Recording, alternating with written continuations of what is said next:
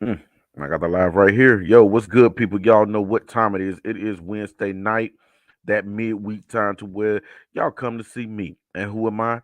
Your two-time ATL's hottest DJ, the God DJ Agony, also known as Dr. Dope. Where our motto here is simple: own the building.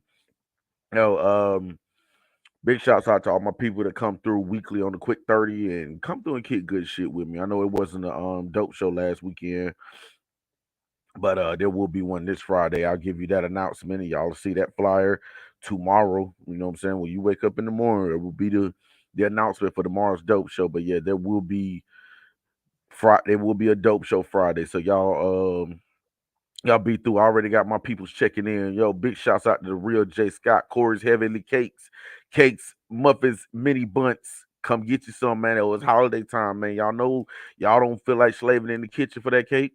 He said he'll do it. Hit him up at Corey's Heavenly Cakes, man. My boy got you. Big shouts out to you, my guy. Tonight's show's gonna be a little different, but before we get into that, this has just been an interesting week, man. Like, um, with elections, and for my people who are not here in Georgia, tensions have been high for this election because there was an opportunity to make history with Stacey Abrams not only becoming the first woman mayor, first woman governor, but also the first black woman governor. And yeah, she didn't win, so there's that. And then Herschel Walker and Warnock, Raphael Warnock, are now in a runoff. So that wasn't as cut and dry as people thought it was going to be either. But like I said, look, if you can have a foreign bodybuilder become a governor of what, the third biggest state in the nation, um, Jesse Ventura was governor of Minnesota. I mean, now we later found out that Jesse Ventura wasn't just a wrestler. Like he had a lot of knowledge to him, but nonetheless, he was known for being a wrestler. Donald Trump was president for 4 years. It's like at this point where, nothing when it comes to politics surprised me. It just is what it is, y'all. Don't get so caught up in it. Don't get so caught up in the political debates that you start losing friends over this shit because these people are in these positions. They don't really know you or give a fuck about you. So do not lose friends and family over this shit, right? We're getting into that time of the year to where we need to keep family close. And really get that time together and spend that time together. Don't get in there, get to arguing about Herschel Walker, Warnock, Abrams. I can't remember the dude name that beat Abrams. Uh, the governor or whatever. But yeah, don't get caught up with them folk. Don't get caught up in debating that bullshit and goddamn beefing with your family. Hell, fuck them people. They don't give. They don't know you. I promise you. If you win the argument, they're not gonna send a prize to the mills. Like, congratulations, you cussed out your aunt over me. Here's a prize. That's not gonna happen. I'll be the first to tell you. So fuck all that, man. Enjoy your family, and y'all be safe out there because it's a lot of crazy shit going on in the streets, man. Um, Another issue that's just been bubbling right now in the news, which kind of leads into tonight's topic, is the whole situation with Kyrie Irving. They wanted him to apologize, and last week he wouldn't do it. He said he'll acknowledge what he did, but he's not apologizing. He will not use the words "I'm sorry, I apologize." He doesn't feel like he did anything wrong, and personally, I don't think he did anything wrong either. But because of that, and because this video was supposedly, so as they quoted, venomously anti-Semitic, that he was suspended for a minimum of 5 games, and then they gave us checklist of some dumb shit that he had to do. You know, the 500,000 that he offered to pledge in the first place. Now they're requiring him to do it, even though the ADL turned the money down the first time. Now the Brooklyn Nets are requiring him to do it. He has to go to anti anti anti Semitic training, so sensitivity training. So I'm pretty sure they're gonna drill in his head Holocaust, Holocaust, Holocaust, when their history predates that by a lot of years. But that's all they want to, push off is we were in the Holocaust. Okay, so Then there was sensitivity training. It was it's like I want to say it was a list of like 5 or 6 things. And then at the end, he has to meet with the team owner for the team owner to say whether he feel like he learned his lesson. I pretty much wanted him to grovel, wanted him to be a boy, and Kyrie stood up like a man, and he hasn't budged on his stance. Yes, he did put out an apology. He put out an apology because he got suspended. He doesn't really feel bad you know about sharing the link to Hebrews to Negroes. So I watched a live. I watched this live today on Instagram, and he's taking a high road about this. He didn't address anything that was going on. He's just pretty much telling people that like, look, this particular generation, the Gen Y or the Millennials, 81 to 96, which I would fall in that category. We have to stand up and take more of a leadership position now. If we look at last week, a lot of those people who kind of left him out to dry did fall into that. Now, with Barkley, with Shaq, but particularly, with those guys, they're older than Gen Y or than the millennials. So pretty, but there was, and then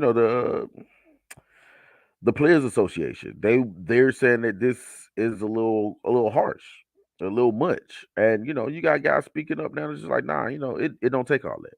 He posted an apology. That's all y'all wanted in the first place. Now you're trying to take him down this rabbit hole of pretty much, what I'm saying, almost like a public tar and feather, after a beating.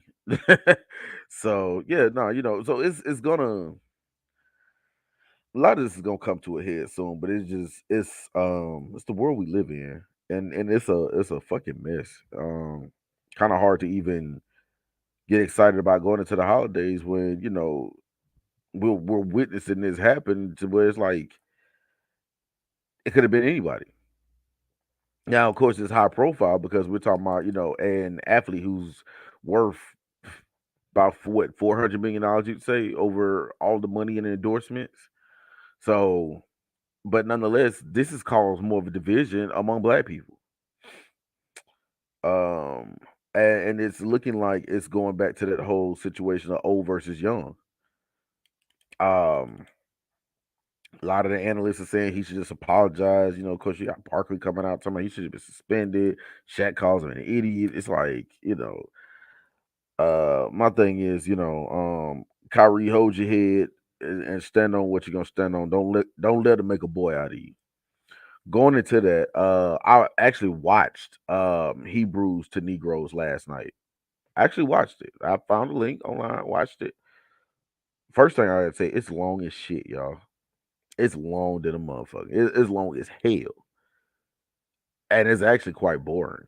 If you just want to be real about it, just DJ Agnew being real.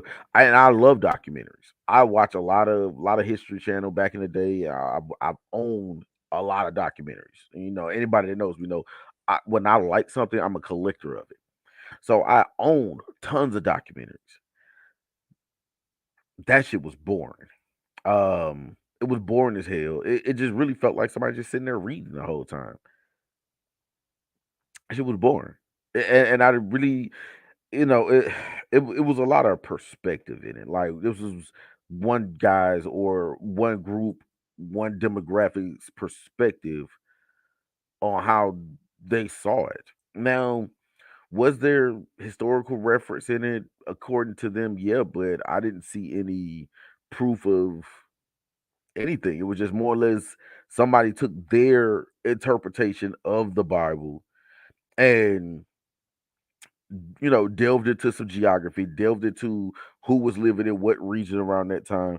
And really, I'm trying to figure out where the anti-Semitism came in at because all I saw them do was take these historical reference of where Jews were and say, hey, these were areas that were heavily populated by black people, which means these Jews were black. Now, if being compared to being black is a derogatory term, I think I think the Anti Defamation League and the whole Jewish Council really need to sit down because that's all I saw. That's all I saw from the whole thing. And it took me a couple of times to watch it because it's long, y'all. When I say it's long, it's like 3 hours long. An hour in, I'm bored senseless. Honestly, I said I was gonna tough it out for the good of this show so that I can report back to y'all, my dope listeners who come through every week, kick good shit with me. I said I was gonna tough it out for y'all. So yes, anybody got anything else to say about DJ Agony? You owe me 3 hours because that was long and boring. However, I sat through it, and like I said, I didn't see anything that was derogatory toward Jewish people, but they did teach that Jewish people were black. Like I said, being black is a derogatory term. We got bigger. Actually, they got bigger problems. I don't have no problem with being black. Black excellence over white acceptance any day. Oh, and it's a dope shirt. So going into my list, tonight's list wasn't a top 10 list just because I don't have top 10. I got six. Came out with a good six. Actually seven, but two were involved in the same situation. So the quick 30 tonight is top athletes who took a stand. So, it's one of those things where athletes are often told, what I'm saying, look, just play your sport, get your bag, and go home. And then some of them will be like, nah, you know what? It ain't even worth it. Some would be, some would say, hey, wait till you get your money first, then start talking. And then you have those people that feel like, nah, I got this to say, I'm gonna say it now. And that's how it happened. Jim Brown's not included only because he became more of an activist after he retired. So yeah, Jim Brown would not make the list, y'all. But yeah, starting off with number 10 with Kyrie Irving. I mean, just really they're trying to hang him because he refused to apologize, and now they want him to grovel. And I don't think he should. I think if anything, fuck the NBA. Fuck the NBA, fuck this country. Take your bag that you already made, move to another country. If you want to play ball there, they're not gonna tell you can't play ball there. Then yeah, will you be making $40 million contracts and a sneaker deal from Nike? Hell nah. But at the same time, if basketball is what you love and you've made enough money to where like you're not gonna be broke. You can take that money to another country, you're not gonna be broke. Say fuck all this shit. Fuck the NBA, man. Like, yo, leave this shit where it's at. Cause it's not gonna be for you. And I'm gonna be honest, even if you're able to get reinstated, I don't think any team's gonna touch you. I think it's pretty much all but over for Kyrie Irving in the NBA. So take your money and go elsewhere, G. That's my biggest advice. Now, while we're on the NBA, Kareem Abdul-Jabbar comes up on my list as well. He was among that group with Jim Brown, Muhammad Ali, Sam Cooke, to where they were really speaking out against Vietnam, and this is when Kareem was still playing. Now he's not too long removed from Lou Alcindor, which was his original name before he came into knowledge of himself and he changed his name. But yeah, he's young in his career when this is happening, and they were adamantly speaking out not only against the social injustice here in America, but also just the United States involvement in Vietnam. It's like black men go to Vietnam and fight for his country, but then come back here and can't get a job. It was real, and Kareem stood on that though. So I mean, big shouts out to Kareem for that because, like I said, he was in a point in his career. He wasn't necessarily early in his career, but he was still in his primes.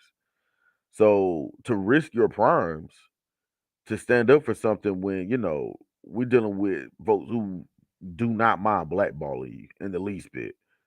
Um, that's real. Now, 1968. 1968, and this one a lot of people should remember. Not even necessarily remember because you were there, but let's just remember because this is Black History 0100 right here. Tommy Smith and John Carlos, 1968 Olympics. I mean, those brothers were on the podium, and when the national anthem played, they had the black gloves on. They put the fist up, just say, we're not saluting this flag or doing this for the country. You know what I'm saying? Because there's people catching it that look like us on our side of the world. So, fuck the national anthem. It was all about black power at the time. And it's one of those things to where that's a strong statement to make because dealing with this country, you go overseas and don't show that unity or solidarity. Well, you live in a country and give a fuck about you. You know what I'm saying? But they gave a fuck about them enough because they ran fast. But if Tommy Smith and John Carlos was a bus driver and a trash man, who knows what kind of what is all? You know what I'm saying? Getting their ass beat by the police or constantly harassed or whatever. You know what I'm saying? So it's one of those things to where I appreciate those brothers taking that stand on such a big stage. I mean, the Olympics is as big as it gets. We're talking about a global stage. So to me, that was big. Now these are actually going in order of importance because we're not necessarily order of importance because they're all important. It's just some just hit a little harder than others. Y'all will get what I'm saying in a minute. Next one I got up is my God, I always mispronounce this brother name too. Mehmet Abdul Rauf played for the Denver Nuggets. I remember. I know y'all remember this guy. If y'all watched basketball in the early mid 90s, y'all remember this dude. Played for LSU under the name of Chris Jackson. You know what I'm saying? Not long after he got to the NBA, converted to Islam, changed his name to Abdul Rauf. I never pronounce his first name, so I never say it. That's probably why I can't get it right because I just usually skip over it. But he had an issue with the NBA because he wouldn't stand up for the national anthem. Um, this may sound a little familiar, but the reason why I differentiate between the two is because I actually believe this brother. I actually believe that he had a real reason not to stand up for it. And I'm going to mention the other said individual later. But Abdul Rauf was just like, the country don't give a fuck about me, and God forbid be a Muslim. Oh, they really don't give a fuck about you now, sir.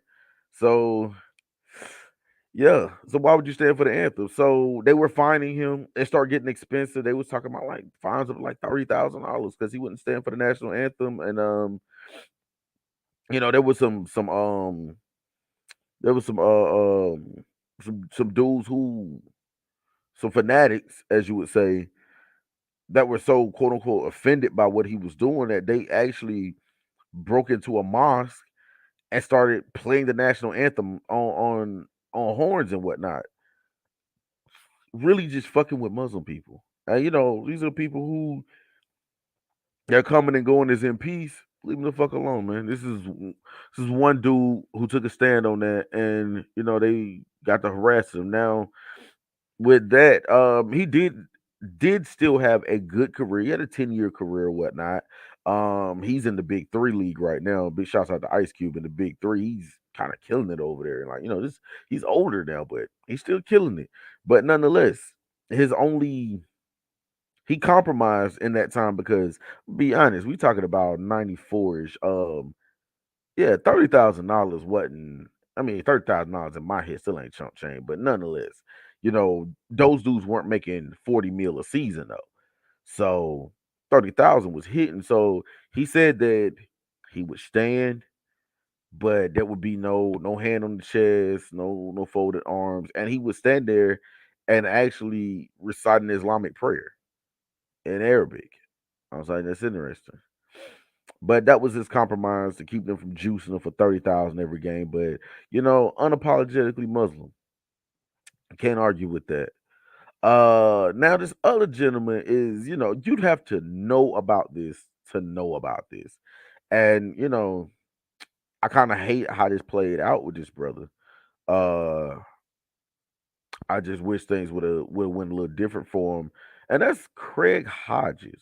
Craig Hodges, and a lot of people might not know about Craig Hodges. Let me give you a little backstory. Craig Hodges played for the Chicago Bulls. He was there in '91 and '92, playing alongside Jordan. First, Craig Hodges said, "Yo, let's boycott the 1991 finals," because it was the same year that Rodney King had just been beaten. Jordan and Magic said, "Yeah, we ain't gonna do that shit," and the '91 finals went on. After the '92 finals, they go to meet the president. Craig Hodges wears a dashiki, and he writes a letter telling, and at the time it was George Bush Sr., first George Bush.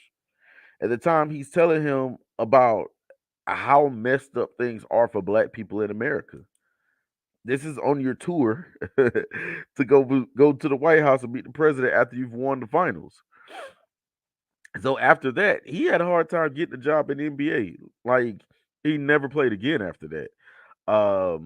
He did sue the NBA. Nothing came out of the lawsuit. He sued him for blackballing him, but I said nothing came out of that lawsuit. And he felt as if he was blackballed. Now, one thing that he did, he called Michael Jordan to the carpet, saying that with your major influence, why not take a stand on more of these social issues? And Michael Jordan just said, look, I ain't here for all that. I'm here to play basketball. It says a lot about a lot, people. In theory, once you make it, you should be willing to throw the rope down to pull others up. Reach your hand down, reach down and help somebody, or use your influence to maybe bring about change. Michael Jordan wasn't about that, and Craig Hodges called him to the carpet. And Craig Hodges never saw the court again after '92. Um, it's a I don't know. It's a lot that goes with that. Mind you, we're talking about 1992. This was 30 years ago that this brother took a stand and called out. And you got to think, we talking Michael Jordan. Jordan was like the biggest name in sports in '92. Matter of fact, Michael Jordan was the biggest name in sports through most of the '90s period. And you called him to the carpet, and for lack of better terms, kind of exposed him for being a house nigga. Big shouts out to Craig Hodges, man. That's a lot. Can't even really jump into much on that one. I gotta leave that where that's at right there. And last and certainly not least, because this brother here was willing to give his career for what he believed in, and that is Muhammad Ali. Muhammad Ali, first thing he did was kind of made things a little weary. I told you he was keeping a different kind of company. Changed his name from Cassius Clay to Muhammad Ali. This is like about 1960. Well, hell, just the fact that it was in the '60s. Let's just start there. '60s were a hotbed at the time. He did seek counsel with Malcolm X. You know what I'm saying? Because I want to say this was like '63. Um, when he refused to go to the draft, that's what really started rocking things. So they stripped him of it. Well, he refused to go to the draft. Y'all know the famous line. Viet Cong ain't never did nothing to me.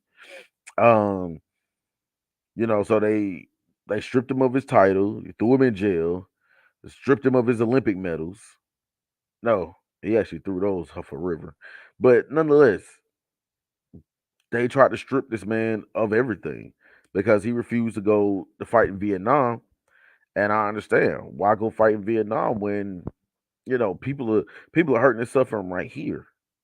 So understandable. So it's like Muhammad Ali is one of those first, I would say, which is the reason why he sits, I guess, at the top of this list. Even though I told you this list wasn't really in ranking order, but he was one of those first prime athletes that said, you know what, it ain't just about the bag, it ain't just about athletics. When I got people out here hurting, and he went a long time. Went a long time. I would say it was about a 5-year window before he got back in the ring, which was the fight with Joe Frazier. And he was able to do that. Why? Because they didn't have that fight here in America. Had to fight in Africa. Yeah, Rumble in the Jungle. So, nonetheless, man was willing to give his whole career right there on the spot. But he said, I'm not going to Vietnam. And I don't blame him. You know, it just to go to war period for this country, it's kind of I don't know. It takes a lot. It takes a lot, and you really have to have kind of just know why you're going. Like, if going to the military is one thing. We're talking, if you don't have a career path chosen, you need job security, you need a job. But I don't have a problem going to the military. I would encourage anybody to go to the military. Um, but to to say you're gonna go to war for this country, yeah, that's where that's where it gets a little heavier than it should have to.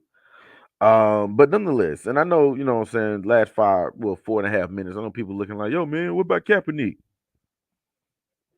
To which I say, what about him? I really felt like Kaepernick was a ploy for attention. I really didn't feel the sincerity that he's taking the knee for a cause. Felt like he was taking the knee for attention. Kaepernick was all but benched by this point. But when you were at the height of your career, like let's just say, I don't know, a Kyrie Irving, Kareem Abdul-Jabbar, Craig Hodges had just won a title. Tommy Smith and John Carlos had just won medals. Muhammad Ali was a champion. Kaepernick, you were tail ending off your career. Then all of a sudden you want to become an activist. It's easy to become an activist at that point. What really did you have to lose? And then not even that, you sued the league and won. So you got a bag out of it. And you want to tell me that was for social injustice? I have a hard time believing you, sir. Um, so therefore, no, you didn't make this list. You stood when it was convenient. You stood when it was one of those things to where, you know what, this would get me some attention. They'll have to pay attention to me then. God forbid I ain't threw a touchdown in years. What, at least in a year. You know what I'm saying? Like, I didn't buy you. Big shouts out to my brother Sharon in the building. What's good with you, bro? Also, I got my LF in the building. Yeah, he tossed him. He said, hell with this. But during the 96 Olympics, when he was here and got the torch, they gave him his medals back. So I guess that was their way of making amends for it. But yeah, so that's the quick 30 for the night, y'all. Got Jay Melly in the building, man. Jay Melly, you know where to find me at in the next 5 minutes. And make sure you turn your mic on too, dude. So y'all know where to find me at. That is the quick 30 tonight, y'all. Like I said, it's a little different just because I don't know, it didn't there's a whole Kyrie thing, and then watching that movie was just like, this what y'all mad at?